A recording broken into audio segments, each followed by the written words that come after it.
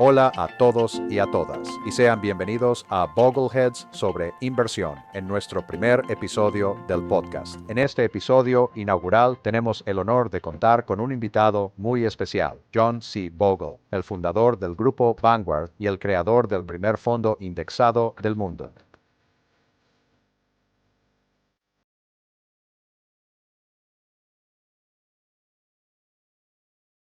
Hola a todos, soy Rick Ferry y soy el anfitrión de Bogleheads on Investing. Este podcast es posible gracias al Centro John C. Bogle para la Alfabetización Financiera, una organización 501. En cada episodio nos sumergiremos profundamente en los principios de la inversión de bajo costo y otros temas financieros de gran interés, contando siempre con un invitado especial. Todos los episodios pueden encontrarse en bogleheads.org y en el sitio wiki de Bogleheads. Además, estarán disponibles en plataformas comerciales como iTunes y SoundCloud. Señoras y señores, hoy tenemos el gran honor de contar con nosotros a nada menos que al hombre que lo inició todo, el señor John C. Bogle. Permítame leerles lo que Mel Lindauer dijo cuando presentó al señor Bogle hace ya algunos años en nuestra conferencia de inversión. Mientras algunos gestores de fondos mutuos eligen ganar miles de millones, Jack Bogle optó por marcar la diferencia, y creo que eso ejemplifica más que nada a nuestro invitado de hoy. Buenos días, señor Bogle. ¿Cómo está hoy? Rick, buenos días. Por favor, puedes llamarme Jack. Gracias. Tuve el privilegio de revisar su próximo libro, hasta mantener el rumbo, la historia de Vanguard y la revolución de los índices. Y- y- y hoy hablaremos mucho de ese libro. Es una gran historia no solo de Vanguard, sino también de su vida. Recomiendo encarecidamente que cuando salga en noviembre todos lo lean, porque es extremadamente completo y una gran lectura para cualquiera que esté interesado en la historia de Vanguard y en cómo llegaste a crear esta gran empresa. Permítanme leer una de las citas del libro para empezar. Y esto es de Warren Buffett, el oráculo de Omaha, quien en la reunión anual de accionistas de 2017, a la que tú y algunos de tus familiares asistieron, se dirigió a la audiencia de 40,000 personas y dijo: Jack Bogle probablemente ha hecho más por el inversor estadounidense que cualquier otro hombre en todo el país. Jack, ¿podrías ponerte de pie? Y entonces, ¿qué ocurrió, señor Bogle? O Jack, ¿qué sucedió después de eso? Bueno, me da un poco de vergüenza decirlo, hubo una explosión de aplausos. Parecía que todos en la audiencia me conocían. Warren había comenzado sus comentarios diciendo que según él debería erigirse una estatua en mi honor. Si pausa ahí, resulta que hay una aquí mismo en Valley Forge. Pausa, ese es otro punto, veis, pausa. Pero fue vergonzoso, emocionante y muy edificante a la vez. ¿Fue esa la primera reunión anual a la que fuiste? Sí, así es. Se trata de la primera reunión anual de Berkshire. Pero el señor Buffett no es en absoluto nuevo en el ámbito de la indexación. De hecho, ya en el año 1996 dejó escrito en su informe anual para Berkshire Hathaway la siguiente y célebre cita: la gran mayoría de los inversores, tanto los institucionales como los individuales, descubrirán que la forma más eficaz de poseer acciones comunes es a través de un fondo indexado que aplica comisiones mínimas. Aquellos que siguen este camino están seguros de superar los resultados netos después de las comisiones y los gastos que son entregados por una gran mayoría de profesionales de la inversión. Así que él no era nuevo en la indexación. Él ha sido un gran admirador suyo desde hace mucho, mucho tiempo. Bueno, eso fue hace 22 años, Rick, y creo que fue un gran profeta, P-E-R-R-O-H-A-C-H-E-T-E, porque la gente que lo escuchó obtuvo grandes ganancias, P-E-R-R-E-O-E-F-E-I-T-E. Pero estaban pasando muchas cosas en 1996, tanto en tu vida como en Vanguard. La primera vez que te escuché hablar fue en mayo de 1996. Yo estaba en la conferencia anual del CFA Institute en Atlanta. Y en ese momento yo era un CFA recién certificado desde hacía un año y medio y realmente me costaba mucho la gestión activa, ya que había hecho un gran trabajo analizando el rendimiento de los gestores activos y no salía como esperaba. Supongo que los CFAs esperaban que saliera y es que si eres un CFA y eliges acciones, se supone que debes superar el rendimiento. De eso se trataba, más o menos, el Instituto CFA. En fin, estaba escuchando a todos los diferentes oradores hablar sobre las distintas formas en que podíamos superar el rendimiento y luego subiste al escenario y lo recuerdo con bastante claridad. Dijiste que esta era la primera aparición pública que hacías después de haberte hecho un trasplante de corazón. Fue realmente emocionante poder estar de nuevo en pie, Rick. Mi hijo, John Bogle Jr., era quien moderaba la sesión. Éramos dos personas, un gestor activo, si no me equivoco, y yo. Y por supuesto, el moderador era mi propio hijo, John Bogle. Eso está bien. Eso fue algo realmente muy emocionante. Y si me permiten, si puedo añadir una pequeña anécdota familiar, mi cumpleaños tuvo lugar, mi cumpleaños habitual, el 8 de mayo, unas pocas semanas después, y me dio un regalo allí abajo. Tuvimos una linda cenita familiar juntos. Me regaló una raqueta de squash y mi esposa casi se desmayó. Ella no creía que yo debiera volver a la cancha de squash. Pero 2 semanas después de eso ya estaba de nuevo en la cancha de squash y ya no lo hago, pero jugué squash por un par de décadas, o sea, por 10 o 20 años. Ha sido bastante notable y divertido, productivo, creo, para mí, el que me hayan dado 21 años extra de vida. Y esperemos que muchos más. Eso espero, pero el cuerpo viejo, el espíritu está dispuesto, Rick, pero la carne es débil. Bueno, podría decirte, pero la mente sigue ahí. No hay ninguna duda al respecto. Entonces, lo que ocurrió fue que te subiste ahí y empezaste a hablar con todos esos CFAs que han sido entrenados para creer que pueden superar al mercado si se esfuerzan lo suficiente. Y subiste al estrado y comenzaste a presentarnos los hechos y fue bastante directo, muy franco, no muy diferente de lo que has estado diciendo desde entonces y básicamente sacado directamente de tu libro, el primer libro que escribiste en 1993 llamado Bogle on Mutual Funds, con probablemente un poco más de detalle de lo que incluso había en ese libro. Y yo estaba sentado allí escuchando esto y pensando, acabo de pasar por todo este largo proceso educativo del CFA donde me han entrenado para creer que si me esfuerzo puedo superar al mercado y ahora él me está diciendo que no es posible. Y eso es exactamente lo que estoy viendo en mis propios datos también al analizar gestores de dinero y fondos mutuos. Tengo que conseguir una copia de su libro y tengo que leerlo porque probablemente hay algo muy importante en él. Y sí, lo hice, por cierto. Lo hice en octubre de 1996, así que unos meses después compré el libro. Y recuerdo muy claramente cuando tuve mi epifanía, mi gran momento de revelación. Fue en un evento de Casa del Terror, donde mis hijos estaban pasando por esta Casa del Terror justo antes de Halloween y había una motosierra falsa de fondo y muchos gritos y alaridos. Y yo estaba sentado en el coche esperándolos y tenía la luz encendida y estaba leyendo tu libro. Y llegué a algunos pasajes en ese libro que simplemente me dejaron completamente asombrado porque tú estabas diciendo en ese libro de forma absolutamente exacta lo que yo estaba viendo en los datos que estaba analizando sobre los fondos mutuos. Quiero decir, hasta el último céntimo. Y en ese preciso momento me di cuenta, tuve una epifanía. Me di cuenta de que no estaba solo, o que de hecho había muchísimas otras personas como yo que simplemente no creían en eso, que sabían que algo no estaba bien y que tú estabas haciendo algo al respecto. Y eso, literalmente, para mí, transformó por completo mi vida y cambió drásticamente la dirección que tomé en mi carrera profesional. Y por eso, por supuesto, te estoy inmensamente agradecido. Y solo quería contarte esa historia, que verte esa primera vez después de tu cambio de parecer, como tú lo llamaste, me llevó a tomar un camino que de hecho cambió mi vida por completo. Aprecio mucho eso, Rick. Hago mi mejor esfuerzo y ese libro fue un libro realmente muy interesante. Hasta ese momento, creo que es justo decir que no existía un solo libro dedicado a los fondos de inversión o un solo volumen que los analizara desde todas esas diversas perspectivas. Eso es, sin duda alguna, cierto. Y fui recomendado como escritor por el director del CFA y a una joven muy agradable llamada Amy Hollins, que trabajaba para Dow Jones Irwin Publishing, una importante editorial de la época. Y ella vino a mí un par de años antes y luego otra vez pidiéndome que escribiera el libro. Ella dijo, todos dicen que soy el único que puede hacerlo. Ella estaba siendo halagadora y eso a nosotros, a los hombres, nos gusta eso cuando las mujeres nos halagan. Pero dije, mira, estoy intentando llevar un negocio, mi salud es terrible, es simplemente no puedo hacerlo, me gustaría. Pero cuando ella vino en 1990, creo que 1992, ella venía cada otoño y luego vino en 1992 y dije, he decidido que voy a escribir el libro.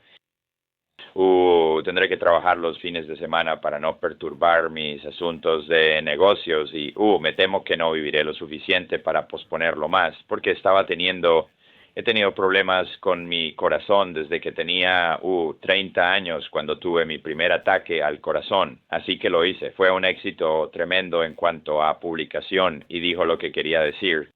Y lo miro de vez en cuando, y la verdad es que estoy bastante contento con ese libro. De hecho, Rick, para serte sincero, no estoy seguro de haber escrito otro libro que sea tan bueno como ese. Bueno, yo diría que ese libro fue el que tuvo el mayor impacto. Has escrito otros libros que han tenido un gran impacto, pero la onda expansiva que ese libro generó en la industria y fuera de la industria fue realmente tremenda. Como dije, cambió muchas vidas, pero 1996 también fue un año bastante difícil para ti porque adentrándonos un poco en tu libro, ese fue un año de mucha transición para Vanguard. Sí, en efecto lo fue. Ese fue el año en el que, de hecho, te viste obligado a dejar tu cargo como director ejecutivo y tengo algunas preguntas al respecto. Tenías 65 años en ese momento y presentabas serios problemas cardíacos, por lo que decidiste renunciar a tu puesto. Hay un rumor circulando y solo quiero aclarar si es verdad o no. ¿Realmente tenían algo en los estatutos de Vanguard que estableciera que a los 65 debías retirarte? Absolutamente no. De Lo hice por acuerdo. un par de razones. Primero, mi estado de salud era sumamente incierto. Muchos años antes, un médico me dijo que probablemente no viviría hasta los 40. Y he luchado con eso todos esos años, entrando y saliendo de hospitales, ya sea en Boston o Filadelfia o Bryn Mawr, Pensilvania, donde quiera que fuera. Y sentí que les debía a los accionistas asegurarme de que hubiera una continuidad en la dirección de la empresa. Así que eso fue lo principal cuando estoy lidiando con el corazón.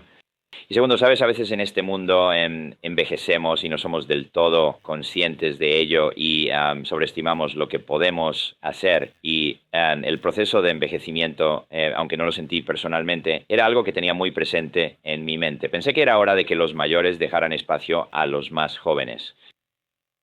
Pero para entonces, Vanguard ya era la segunda compañía de fondos mutuos más grande, solo por detrás de Fidelity en aquel momento. Así que habías logrado un crecimiento considerable de la empresa y también para esa época ya habías presentado todos los fondos indexados básicos de amplio mercado, abarcando desde el mercado total hasta un fondo de bonos. Creo que el fondo de inversión inmobiliaria, el REIT, fue introducido en el 96, el fondo indexado total internacional. Así que ya tenían la cartera de fondos indexados completamente establecida en ese momento. La estructura ya estaba firmemente implementada en Vanguard para impulsar a esa compañía hacia adelante.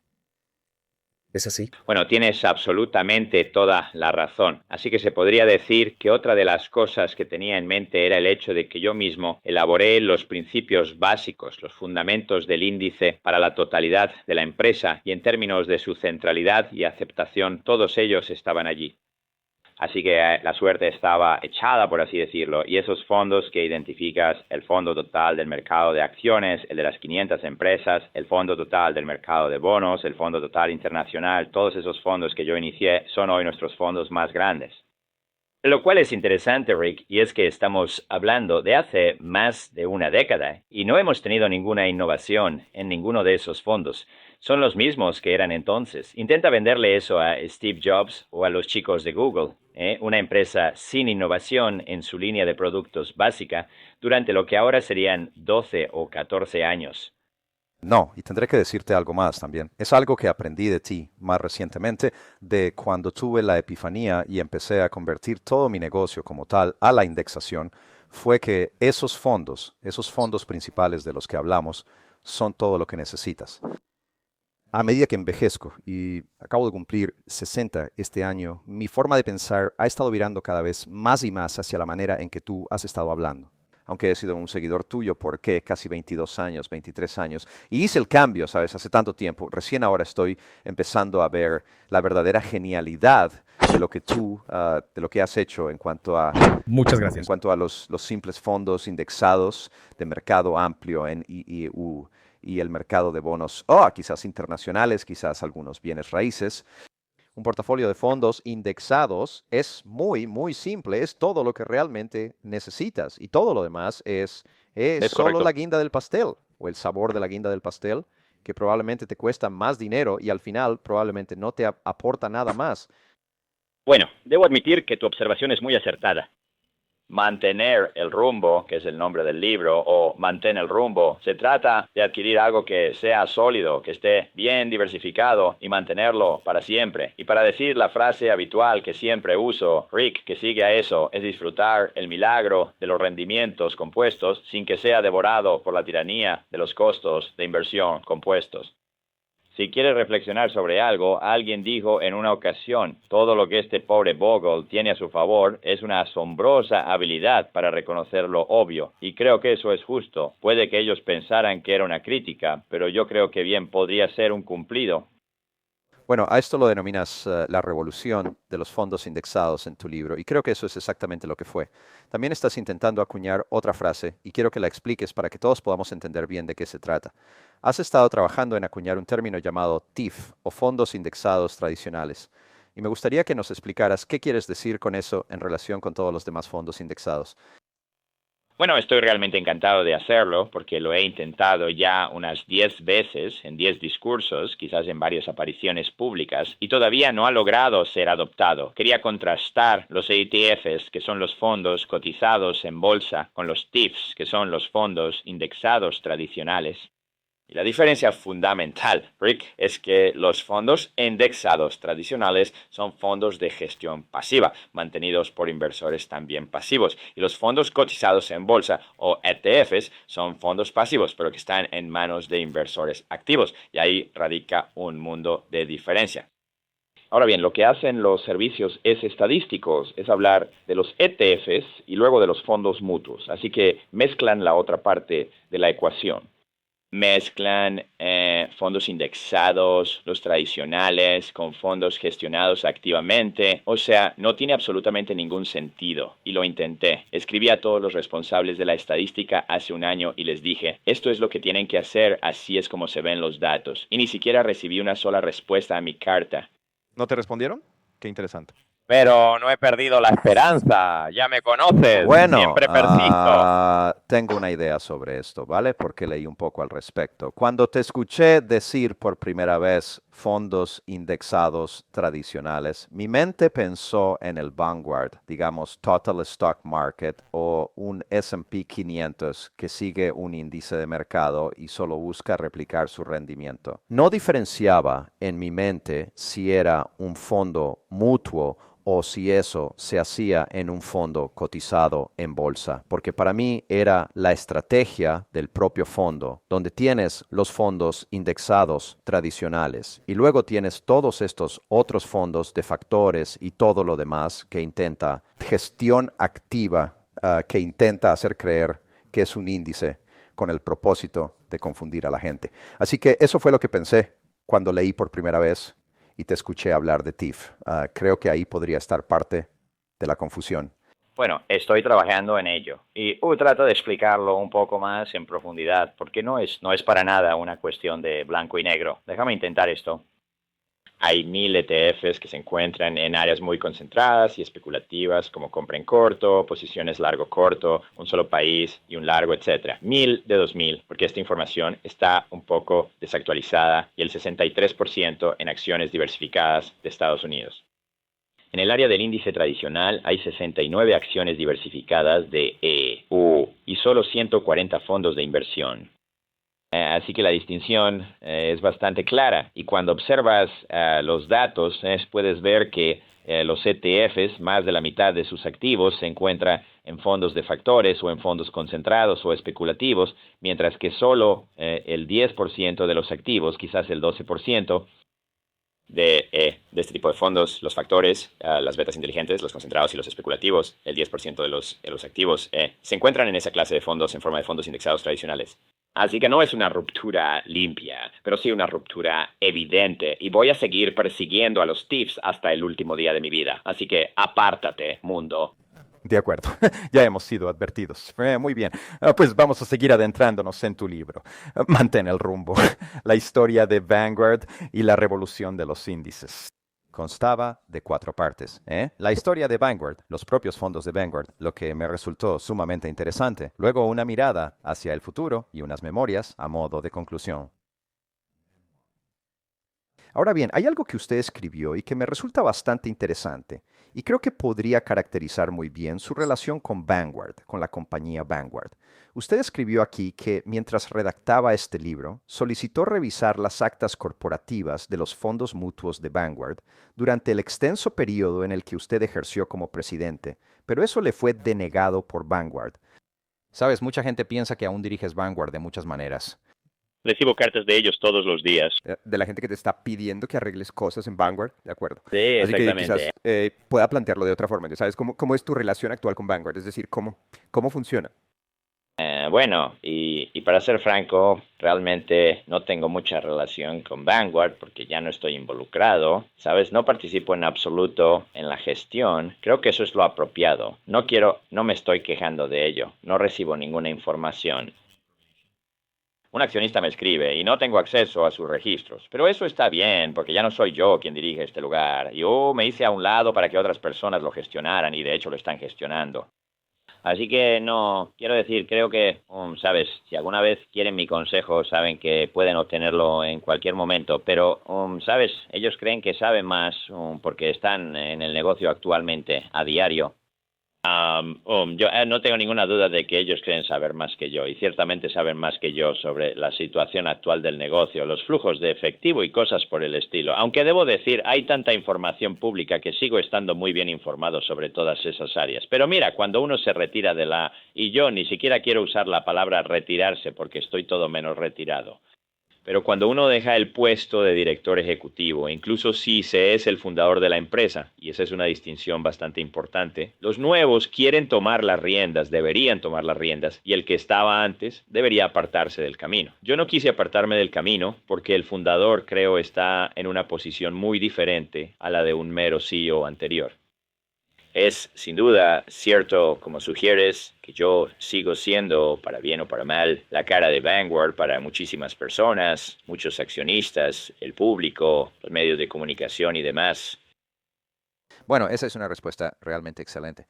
Gracias, Jack. Voy a volver a tu libro y a empezar a hablar de dónde empezó todo, que en tu libro empiezas a hablar de Princeton y de tu ensayo de 1951.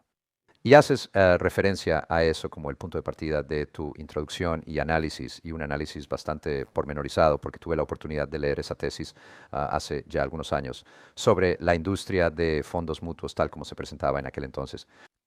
Y en tu tesis hablas de una compañía de fondos mutuos. Hablas de muchas de ellas, pero una de las que mencionaste fue Wellington, y en ese momento Walter Morgan, el señor Morgan, era el presidente o el director ejecutivo, fundador de Wellington. Presidente y fundador.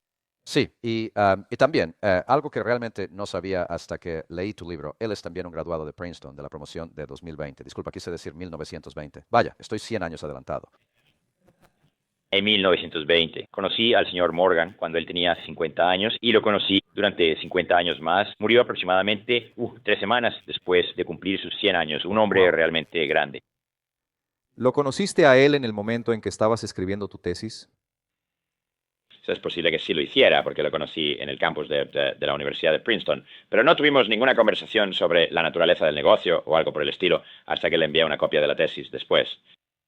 Pero había mucho análisis en tu tesis sobre la industria de fondos mutuos en ese momento, y debes imaginar que cuando escribías esa tesis fuiste a estas compañías de fondos mutuos que en ese momento eran diferentes a como son ahora. La mayoría de los fondos mutuos, como escribiste en tu libro, las compañías de fondos mutuos básicamente tenían un solo fondo, que empezaron a gestionar un fondo, a diferencia de cómo es ahora la industria de fondos, donde las compañías de fondos tienen múltiples fondos. No tuve la oportunidad de visitar a la gente. La mayoría de las veces los llamé por teléfono. Sí, visité a un gestor de fondos que resultó ser para Calvin Bullock en Nueva York, porque mi tío lo conocía y almorzamos juntos allí en el New York Bankers Club. Pero no obtuve mucha información ni muchos aportes de la propia gente de la industria. Obtuve lo que pude del ICI, que fue prácticamente nada, y luego conseguí mucho de la limitada, ciertamente limitada, cobertura en los medios, pero toda la historia de la industria tal como se relata en la Ley de Sociedades de Inversión de 1940, a través de las audiencias que se llevaron a cabo en 1939 y 1940.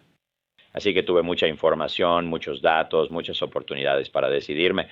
Y también me basé, debo añadir, no sé si lo recordarás o no, pero solíamos tener la publicación anual de Wiesenberger llamada Investment Companies y salía claro que lo cada recuerdo. año. Soy así de viejo. Sí, lo recuerdo muy bien. Y tenía los registros de rendimiento de cada fondo año por año. En aquellos días el rendimiento no era algo que estuviera tan a la vista de todos, no era algo importante si se quiere. En ese momento, el año 1951, ¿cuál era el punto de referencia? El promedio que la gente miraba era el promedio industrial Dow Jones, justo en ese momento. Y ese es un índice muy imperfecto, como bien sabes. A largo plazo, por supuesto, ofrece rendimientos similares al S&P 500, pero a corto plazo es muy complicado. A veces mejor, a veces peor. Y a diario puede ser una locura total, porque solo tiene 30 acciones y están ponderadas por el precio. Así que una acción de alto precio experimenta grandes fluctuaciones. Y ha cambiado mucho. Fue un día de gran alegría cuando decidimos elegir el S&P 500 como la base principal para nuestro fondo indexado. Sabes, la verdad es que hablé con personas de S&P cuando negociaste ese contrato y creo que David Blitzer, quien era el director del comité de S&P, estaba hablando con él.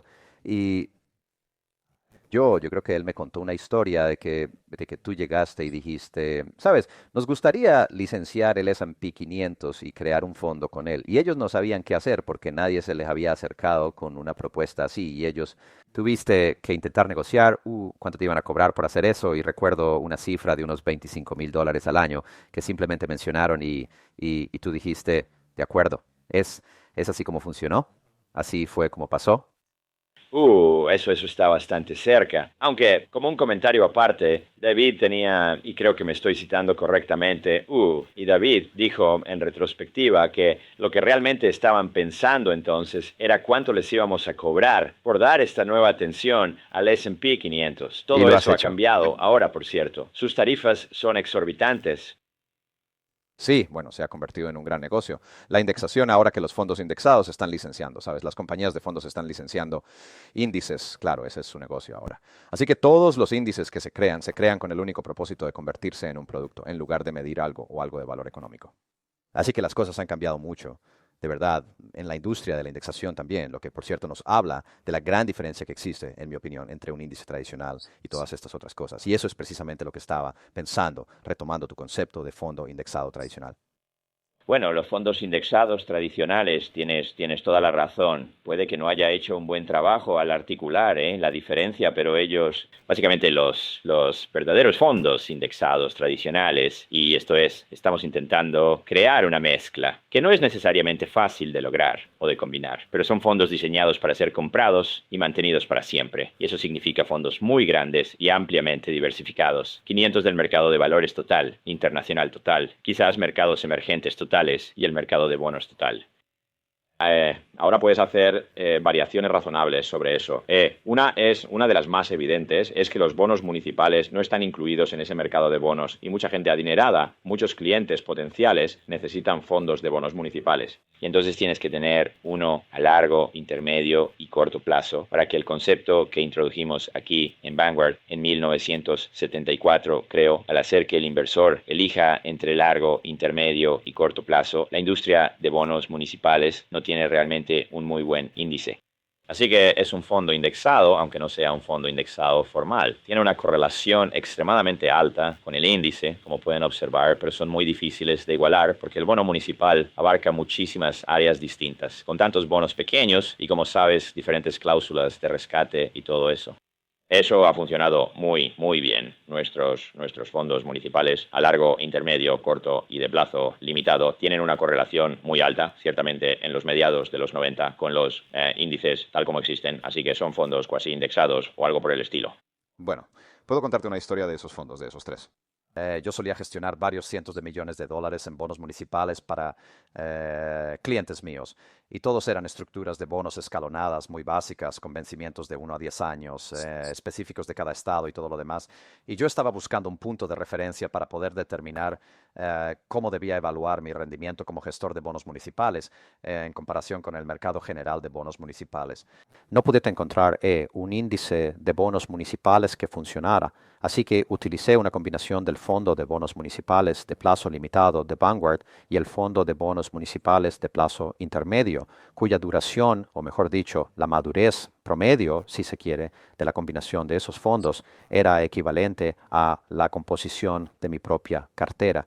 Y así pude comparar mi cartera de bonos municipales con algo que era un índice mucho mejor para los bonos municipales que los propios índices existentes. Y por cierto, debido a eso, dejé de gestionar bonos municipales y me pasé a invertir en fondos de bonos de Vanguard. Sí, bueno, es difícil superar la oferta porque los costos de transacción en el negocio de bonos municipales son muy, muy elevados, como sabes. Oh, pero hemos superado esa idea de largo, intermedio y corto. Nos dio un papel muy importante. Fuimos un participante tardío en, como mencionas en el libro, en el ámbito de los bonos municipales y de repente cambiamos la forma en que la industria de bonos, la industria de fondos de bonos funcionaba. Todos pasaron a las categorías de largo, intermedio y corto plazo y es muchísimo más inteligente, muchísimo mejor para el cliente y ofrece una claridad mucho mayor sobre si un fondo está rindiendo bien o mal. Debo añadir, Rick, que no desconocía que un índice o lo que sea en los segmentos largo, intermedio y corto, el bajo costo se vuelve más importante.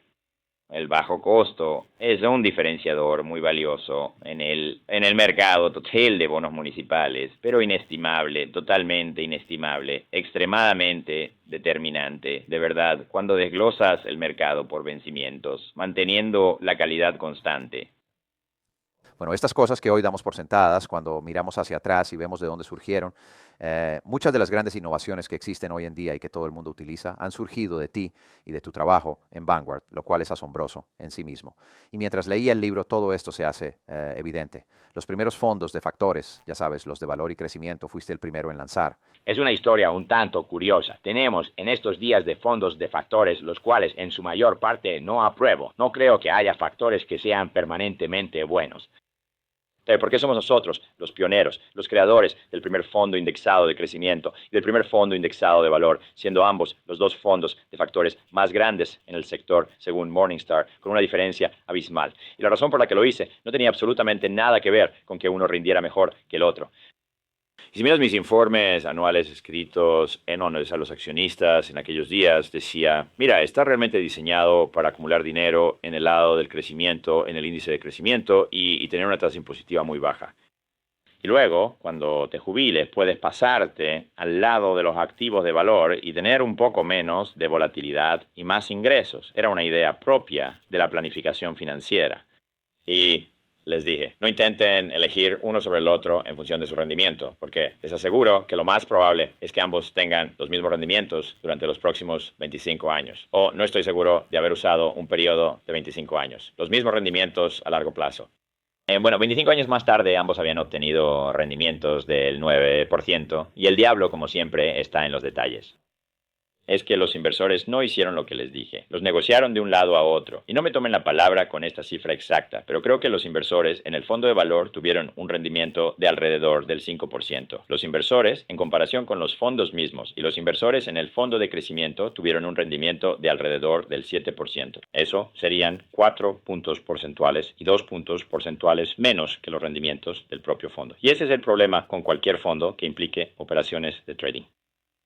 Así que se iniciaron por las razones correctas, creo, y quizás fui demasiado tonto para darme cuenta de que la gente no seguiría mi consejo sobre cómo usarlos. Pero estoy orgulloso de mi pronóstico, porque no sé cuántas personas habrían estado de acuerdo conmigo en que el crecimiento y el valor harían lo mismo durante 25 años, particularmente hace 25 años, cuando todos pensaban que el valor iba a ir bien para siempre.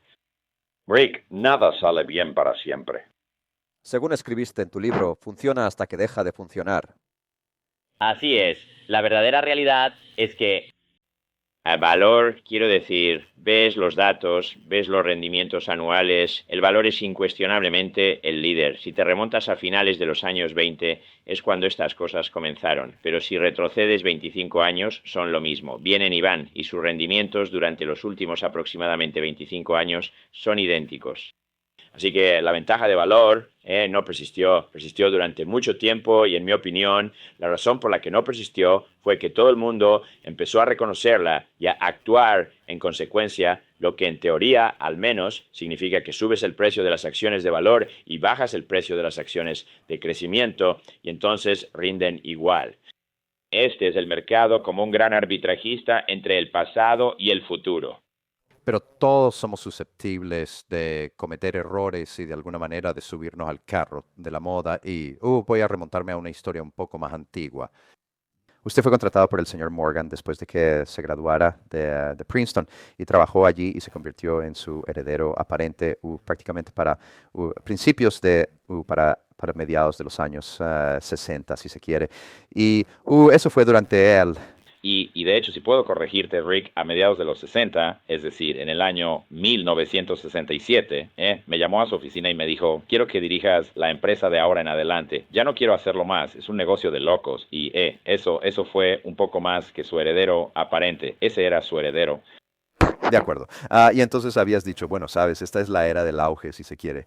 Y todo esto está en tu libro, así que, y lo has comentado muchas veces. ¿Cómo tomaste la decisión de que necesitabas incorporar a un gerente de crecimiento en la empresa? Y eso fue precisamente lo que hiciste. Saliste y te dedicaste a buscar y encontrar a un gestor de crecimiento a quien finalmente decidiste incorporar, estableciendo una sociedad con él. Sabes, era una empresa que cotizaba en bolsa en ese momento, pero ellos terminaron obteniendo el control mayoritario. Y eso, como dijiste, funcionó por un tiempo hasta que dejó de hacerlo. Y eso finalmente causó que te despidieran y lo que inició tu nueva carrera. Correcto. Y profundizas en esto con mucho detalle en el libro, así que no quiero dedicarle demasiado tiempo. Pero mi punto era que aprendiste por las malas que hay un ciclo o una ola entre el crecimiento y el valor. Y realmente te costó, al menos en ese momento, parecía que te estaba costando. Casi te cuesta toda tu carrera porque te subiste al carro. Permítame hacerle una muy ligera corrección. Ya, pausa. Verá, cuando teníamos un fondo de inversión equilibrado, el fondo balanceado más conservador, y como había tan pocos de ellos, solíamos ser a menudo el líder de la industria en flujo de efectivo. Es asombroso, el fondo Wellington fue nuestro único fondo hasta el año 1958, cuando la participación de los fondos equilibrados en el flujo de caja de la industria cayó del 40% a solo el 1%. No hace falta ser un genio para darse cuenta de que teníamos que hacer algo al respecto. Y la idea original era incorporar o unir fuerzas con una empresa que fuera fuerte en el ámbito de las acciones. Así que las empresas que analicé eran las que hoy en día reconocerían como American Funds. Y bueno, diría que American Funds sería la más evidente de Los Ángeles, el Capital Group. No mostraron ningún interés. Me puse en contacto con un fondo de inversión llamado Incorporated Investors, un pionero independiente con sede en Boston especializado en acciones, y de nuevo no mostraron interés alguno. Hablé con un grupo muy pequeño de fondos, la mayoría fondos de renta variable, aquí en la ciudad de Nueva York, que poseían, si no me equivoco, unos $24 millones en activos. Eran realmente diminutos, distribuidos en 5 o 6 fondos diferentes, y para mi sorpresa no mostraron ningún interés. Bueno, uno de ellos era Franklin. Charlie Johnson dijo, ¿sabes? No sé si esto va a llegar a ser algo, pero es algo familiar. Y creo que preferiría seguir siendo independiente y ver qué pasa. Él era inteligente. Así que al final, lo único que pude hacer, lo cual estaba bien en cierto modo, fue traer una empresa que tenía 4 gerentes profesionales, 4 inversores profesionales, y que resultó ser un fondo de alto rendimiento que se llamó iVest Fund. Así que esa fue mi mejor oportunidad, pero no la que más deseaba. Yo quería hacer algo con un fondo de perfil más moderado, y si no puedes hacer lo que quieres, haces lo segundo mejor, porque teníamos que actuar, nos estábamos muriendo. Entraríamos en una era donde hubo 83 meses consecutivos de redención. Bueno, Los incorporaste, y eso funcionó por un tiempo. Parecía que, sabes, te tocó vivir la segunda mitad de la época del go-go. Y las cosas marcharon bien por un tiempo. Aunque para Wellington eso aún no logró detener la hemorragia de dinero, porque la gente simplemente ya no mostraba interés en esos fondos. Quiero decir, el mundo entero estaba en pleno auge, ¿sabes? De alguna manera. Bueno, pues sí. Permítanme retomar ese punto. Ellos dijeron que cuando se concretó la fusión, mis nuevos socios, no podemos esperar para conseguir. Creo que esto está en el libro. No podemos esperar para ponerle las manos encima al fondo Wellington. Y cuando lo hicieron, lo arruinaron. Tuvo el peor historial de 10 años bajo su dirección de cualquier fondo equilibrado en la industria. El peor. Es igual de difícil ser el último, Rick, en este mundo como ser el primero. Así que lo arruinaron porque lo convirtieron en un fondo demasiado arriesgado y el gestor de cartera no me escuchó cuando le dije que era demasiado agresivo. Está todo en el libro. Sabes, cometí un error, de eso no hay la menor duda, y quizás debía haber buscado a un socio de fusión adicional. Bueno, la verdad es que todos estamos muy contentos de que hayas cometido ese error, Jack, francamente, porque lo que sucedió como resultado de aquello fue nada menos que algo absolutamente fenomenal. Cuando finalmente fuiste despedido por la junta directiva de Wellington, aún así mantuviste tu posición como presidente del fondo, de los fondos. Y ahí quiero que expliques, a la gente que nos escucha, la diferencia entre ser el CEO, el presidente de una gestora de activos que toma las decisiones de inversión en los fondos, y el fondo en sí mismo. En realidad hay dos juntas directivas diferentes. Te despidieron de una, pero no te despidieron de la otra. ¿Podrías explicar eso? Sí, puedo hacerlo. En primer lugar, los fondos de inversión como grupo son, en esencia, poco más que entidades corporativas vacías. Contratan a un gestor para hacer todo lo que necesitan para mantenerse en existencia. Contratan a un gestor externo para comprarlos, para gestionar la cartera. A un gestor externo para llevar las finanzas y el mantenimiento de los registros de accionistas. A un gestor externo para encargarse del marketing y la distribución, todo de la misma firma. Así que el fondo y la empresa están bastante entrelazados y unidos en la industria, y nada parecido a esto había ocurrido antes. Generalmente, cuando el gestor, que es la empresa controladora, cuando el gestor despidió a su presidente, el fondo despidió al suyo. Estaban en perfecta sintonía. ¿Por qué no ocurrió eso aquí?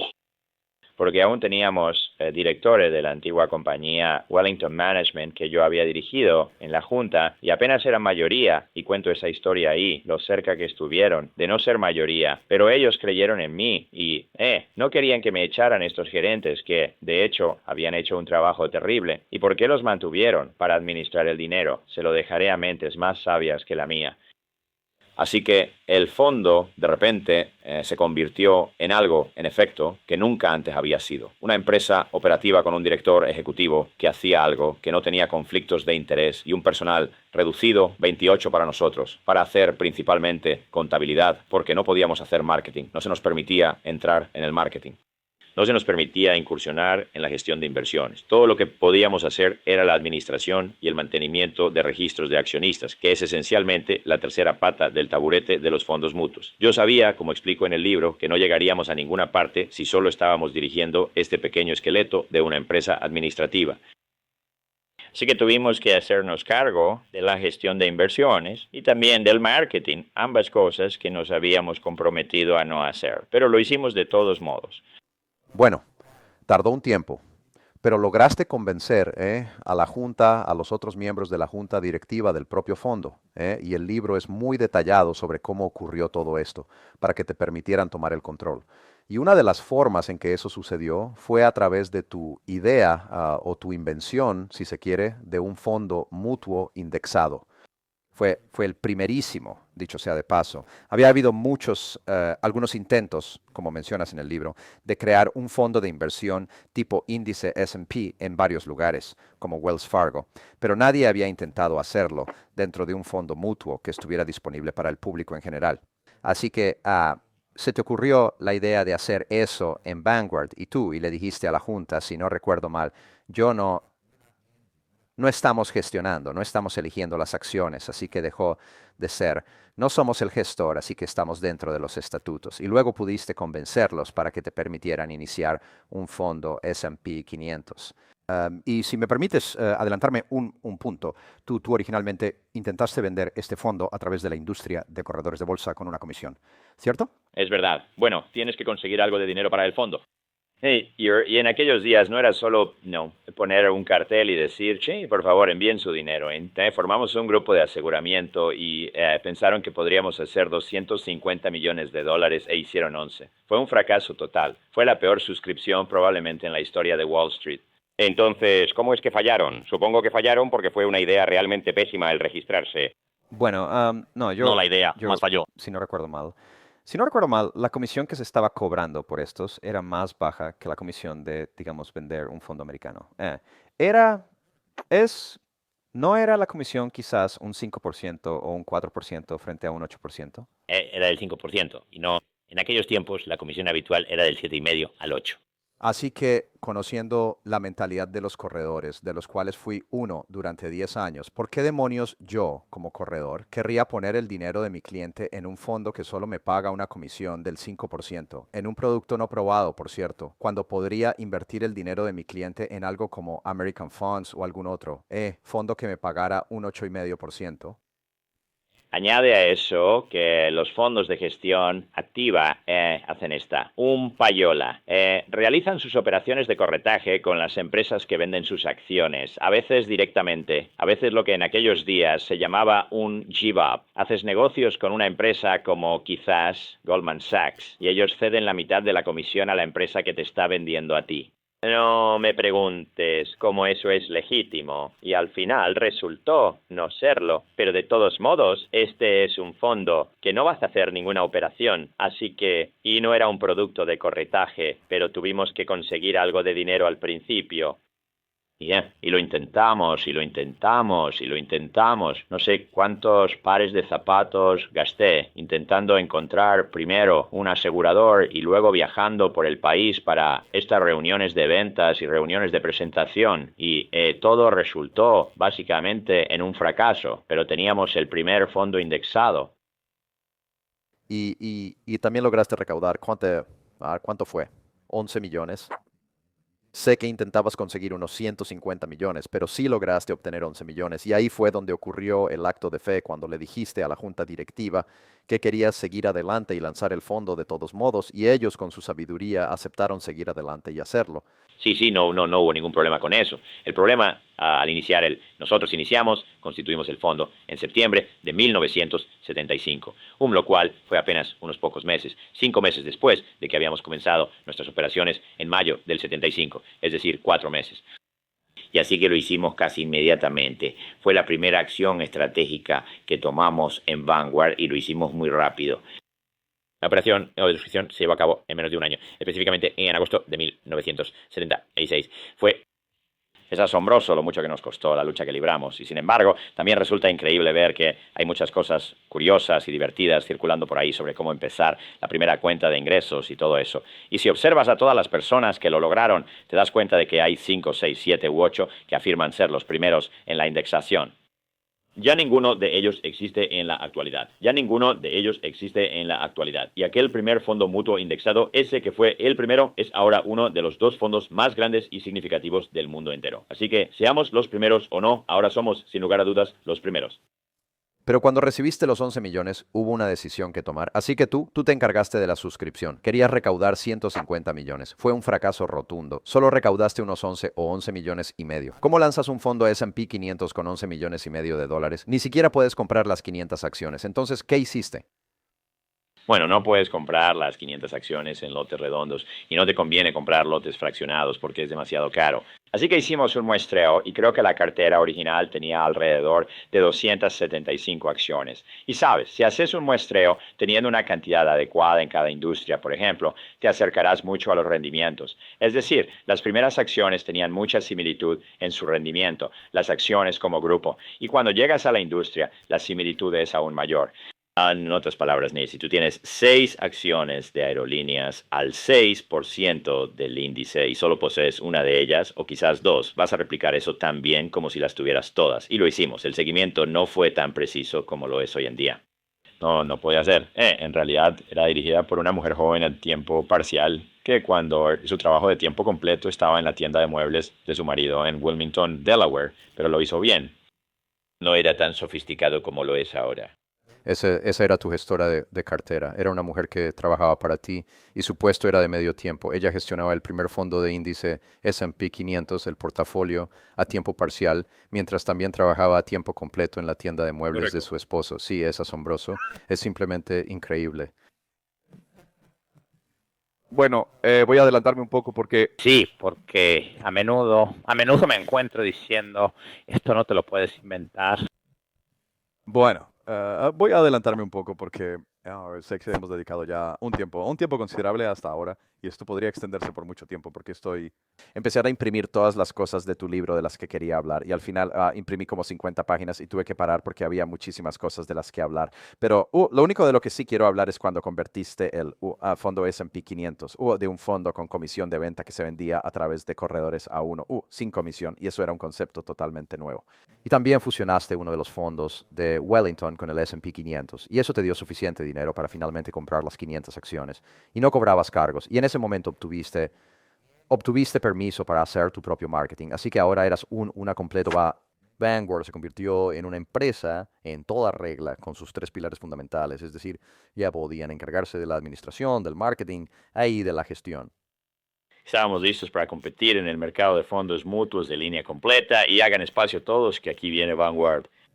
Y llegaste aquí, pero de una manera muy, muy lenta, porque si mal no recuerdo, te llevó algo así como 10, 11 o 12 años para que el fondo Vanguard S&P 500 realmente consiguiera su primer billón de dólares. Así que no fue como que simplemente, no explotó. Ay, Dios mío, qué lento era, fue espantoso.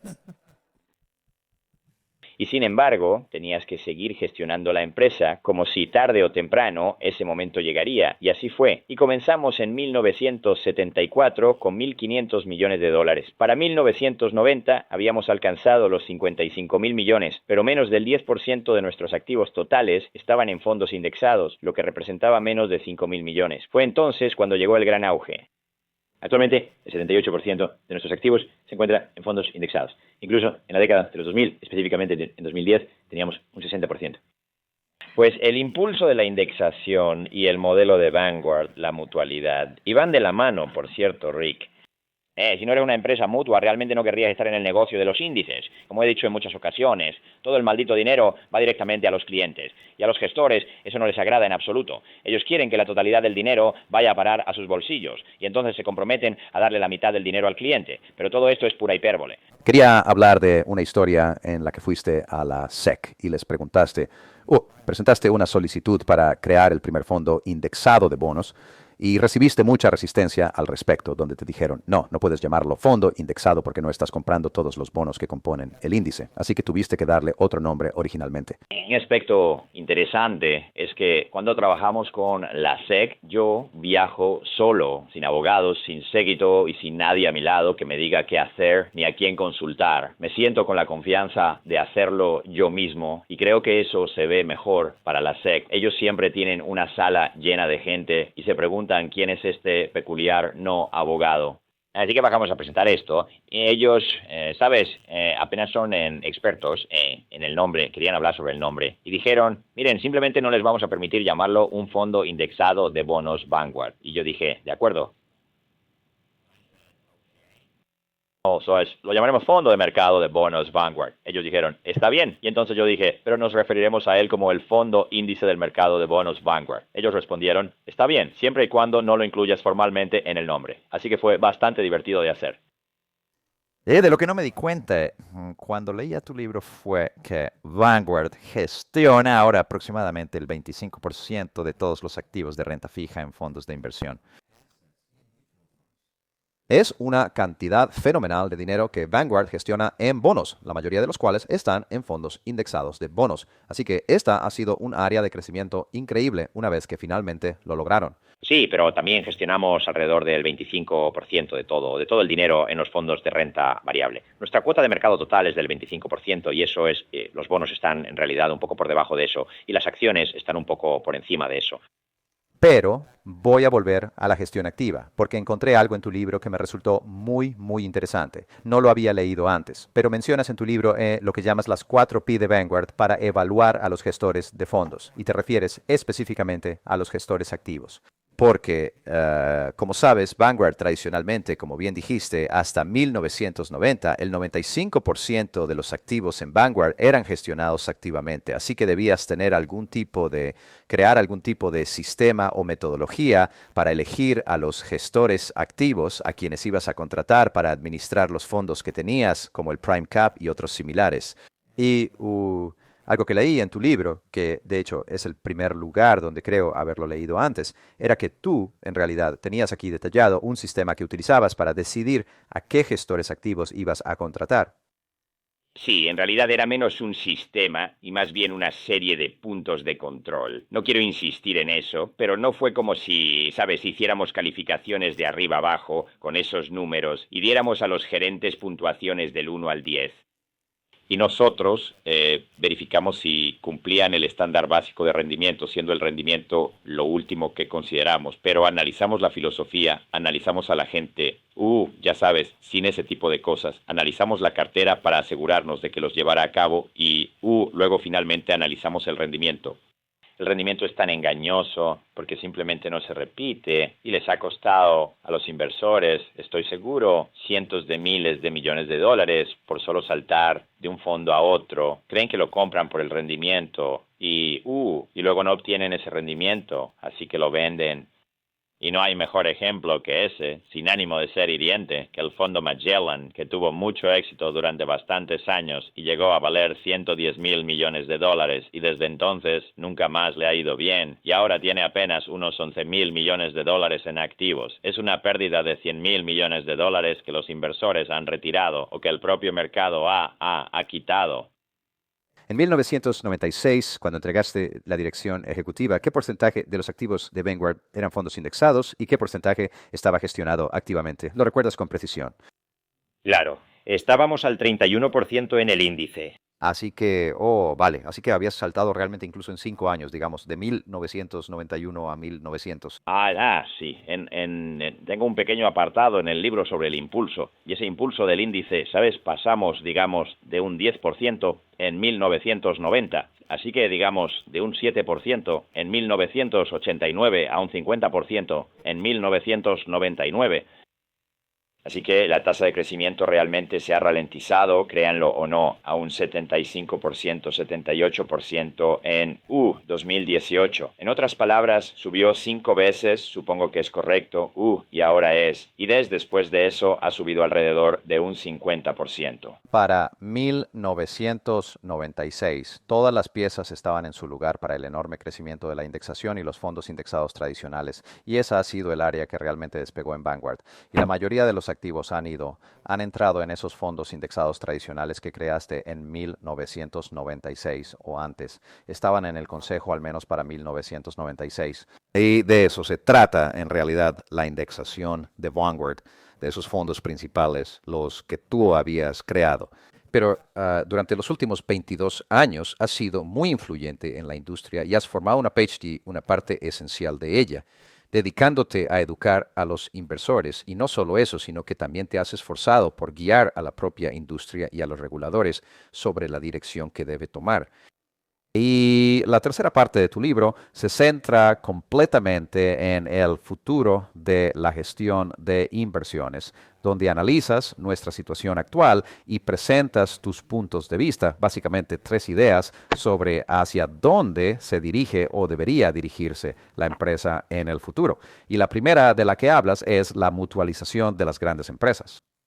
Y lo que leí sobre esto, es que usted cree que otras grandes compañías de fondos mutuos, para poder sobrevivir, eventualmente deberán mutualizarse, tal como lo hizo Vanguard en sus inicios. ¿Podría, por favor, explicarnos un poco más sobre esto? Bueno, sí, es bastante fácil de explicar, ¿no? Y esa es la diferencia entre una compañía mutua y una compañía tradicional con un gestor externo. La compañía mutua básicamente devuelve todas esas enormes ganancias de gestión que de otro modo obtendrían a los accionistas y el gestor externo no lo hace. Este es un problema particular cuando el gestor externo es una filial de un gran conglomerado, porque el gran conglomerado compra la compañía mutua. Así es como funcionan las corporaciones. Compran la compañía mutua y quieren un 15% de retorno o un 20% de retorno sobre su capital, y si no lo consiguen, contratarán a alguien que sí lo consiga. Ese es el negocio, ganar dinero metiéndose en ello desde el principio de una industria. Así que en mi libro creo que señalo que de las 50 compañías de fondos mutuos más grandes, 40 de ellas, quizás 41, son administradas externamente por conglomerados financieros. Son de capital abierto. Lamento decir, me equivoqué al decirlo. Su propiedad es pública. Aproximadamente la mitad está en manos de conglomerados financieros y la otra mitad en manos de inversores públicos. Y esos inversores quieren ganancias. Quieren crecimiento, quieren dividendos. Estos son los accionistas de la empresa gestora. Eso es un conflicto de intereses directo. Y esa es la principal razón por la que los fondos mutuos no superan a los índices del mercado. Hay muchísimas otras razones, pero esa encaja perfectamente en la situación. Entonces, ¿cómo vas a conseguir tus honorarios? Quiero decir, si tus honorarios fueron tan bajos que no ganaste absolutamente nada de dinero, no me imagino lo que diría tu propietario. Así que ellos no pueden competir en precio y la gente está empezando a darse cuenta de que el costo lo es casi todo. El rendimiento va y viene. Los costos, sin embargo, permanecen para siempre. Y si la gente acompaña su interés en el costo con ver la tremenda carga que representa a largo plazo, quiero decir, creo que tengo datos en el libro que muestran que si el mercado rinde un 7%, terminarás al cabo de 25 años, supongo, con $30 por cada dólar invertido inicialmente. Quizás 50 años, digamos 50 años, $30 por cada dólar. Y si obtienes un 5%, un dólar puede crecer hasta $10. Eso significa que 2/3 de tu rendimiento a largo plazo han sido prácticamente devorados por los costos. No tiene ningún sentido. Y a medida que la gente se dé cuenta de esta realidad, van a tener que reducir drásticamente sus costos. Sus clientes se darán cuenta y cuando los clientes finalmente despierten, la industria entera también lo hará. Veo que en alguna parte de tu libro escribiste, tú calculaste la cantidad de dinero que Vanguard ha ahorrado a los inversores y era una cifra del orden de $217 mil millones, es lo que tú estimaste, que Vanguard ha logrado ahorrar a los inversores gracias a la presión constante para reducir las comisiones. Así que tienes muchos datos sobre eso. Y hay algo más que quiero destacar de lo que acabas de mencionar sobre el costo. Es que siempre ha sido mi creencia que los costos importan. Ese ha sido tu mantra. Los costos importan. Bueno, me has quitado mi propio lema. No, ese es tú. Ese es tu lema. Eso es lo que yo digo. No es mío. Es tuyo. Los costos importan. La razón por la que los fondos indexados superan a la mayoría de la gestión activa, la verdad es que el factor determinante es el costo. No es porque tengamos gestores incompetentes por ahí, porque en conjunto todos los gestores sumados son el mercado. Así que en realidad solo estamos hablando de costos, ¿correcto? Antes de los costos, el gestor promedio es promedio. Estoy hablando de que si el rendimiento total del mercado es del 7%, todos los inversores en el mercado ganan un 7% bruto. Sabes, esto no es ciencia nuclear, esto no es cirugía cerebral. Estas son las implacables reglas de la humilde aritmética. Como bien señaló William Sharpe, su último argumento se refiere a las leyes anticuadas, a esa legislación que poseemos, que proviene de la Ley de Sociedades de Inversión de 1940. Usted dice que se necesita una reescritura completa de la Ley de Sociedades de Inversión, que es la ley que rige a las sociedades de fondos mutuos y a las sociedades de inversión. Y usted habla de la Ley de Instituciones Financieras de 2030 para reemplazar la Ley de Sociedades de Inversión de 1940. Usted argumenta que esa ley de 1940 existía cuando solo había unas pocas compañías y todas se parecían mucho a Wellington, por así decirlo, con un solo fondo. Ya ha habido demasiados parches y todo el asunto necesita ser rehecho. Bueno, eso es correcto. También, si uno lee la ley con el debido cuidado, cosa que hice hace mucho tiempo, la realidad es que fue escrita principalmente para frenar los abusos de las sociedades de capital cerrado que surgieron a finales de los años 20 y desaparecieron en los años 30. Así que era una ley para las sociedades de capital cerrado, en gran medida. También regula los fondos. Sí, cada uno de ellos. Ningún fondo, por ejemplo, puede poseer más del 10% de las acciones con derecho a voto de cualquier tipo de valor, donde hoy en día no tenemos una industria de fondos mutuos como tal, lo que tenemos es una industria de complejos de fondos mutuos. Entonces, si cada fondo solo puede tener el 10%, ¿significa eso que si tienes 20 fondos vas a tener el 200%? No, no lo creo. Una de las áreas que, en mi opinión, ha contribuido muchísimo a impulsar tu mensaje y tu visión ha sido el uso de las redes sociales. Los Bogleheads, por ejemplo, que se estableció originalmente en el foro de Morningstar y luego nos trasladamos a un sitio web independiente y propio llamado bogleheads.org. Creo que ha hecho un trabajo realmente tremendo al ayudar a difundir su mensaje y la importancia de las bajas comisiones, que las comisiones sí importan y mucho. Y todas esas excelentes ideas de inversión que tú has estado compartiendo con el público de forma constante durante muchísimos, muchísimos años. Considero que las redes sociales están contribuyendo de manera muy significativa a expandir el conocimiento del inversor individual que se encuentra ahí fuera y verdaderamente han sido de gran ayuda para que las personas puedan comprender y adoptar plenamente este concepto, para que tengan esa revelación, esa epifanía o ese momento de ajá sobre la razón fundamental por la cual los fondos indexados funcionan tan bien. Nunca le has hablado realmente de cómo dar a conocer tu mensaje y no he leído en ningún sitio donde hayas profundizado en tus comentarios sobre las redes sociales y cómo te podrían haber ayudado a ti y a Vanguard a crecer. ¿Podrías comentar al respecto? Claro, yo no he escrito mucho sobre redes sociales en general, pero sí he escrito, incluyendo un par de prólogos, sobre una red social particular llamada The Bogleheads, y han sido un activo enorme para Vanguard, un activo asombrosamente grande. Y no solo se les escucha atentamente cuando tienen una queja, ¿sabes? Una queja que viene de ellos, créeme, es como oro puro. Si recibimos una queja de alguien que conocemos, entonces lo que hacemos es investigar a fondo para determinar cuántas personas están siendo afectadas, cuántos accionistas, y nos aseguramos de encontrar una solución definitiva. Quieres gente que te critique hasta cierto punto. Y los Bogleheads no solo se han ayudado mutuamente, como todo el mundo sabe. Es decir, ha sido un sitio web fantástico, con una participación increíble. Creo que es, con diferencia, el sitio web financiero más popular que existe. Pero es independiente, no tienen nada que ver con nosotros, no tienen nada que vender más que buena voluntad y buenos consejos. Así que los Bogleheads son únicos al ser un enorme activo para Vanguard y un enorme activo para la indexación. Debo añadir, sin quitarle mérito alguno a los Bogleheads, que otra gran fuente de nuestra fortaleza es la academia. Pocos cursos de escuelas de negocios sobre inversión no abordan el índice como un principio fundamental, por así decirlo, el mensaje de Bogle. Es la comunidad académica, Andy Lott del MIT, Bill Sharp, Burton Malkiel de Princeton. Todos ellos están ahí y él no es del todo un académico, pero David Swensen de Yale, los gestores de fondos de las universidades que están muy orientados a la indexación. Así que no es solo el hombre de la calle, si se quiere, o la mujer de la calle, como los Bogleheads, dignos de ayuda y dignos de honor, sino que es el hombre fuera de la calle, en la torre de marfil de la educación y la educación financiera y los conceptos sofisticados, que también han sido un gran activo.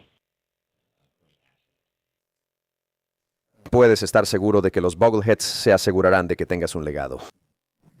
Bueno, con eso le agradecemos muchísimo por todo lo que ha hecho por la industria, todo lo que ha hecho por millones de inversores en EAU y a nivel internacional, y su trabajo continuará por muchos años después de que todos nos hayamos ido. Así que gracias por esta entrevista, lo apreciamos enormemente.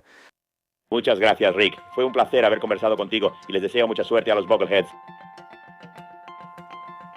Así concluye el primer episodio de Bogleheads on Investing. Acompáñenos cada mes, ya que tendremos un nuevo invitado especial. Mientras tanto, visiten bogleheads.org y Bogleheads Wiki. Participen en el foro y ayuden a otros a encontrarlo. Gracias por escucharnos y que tengan una excelente semana.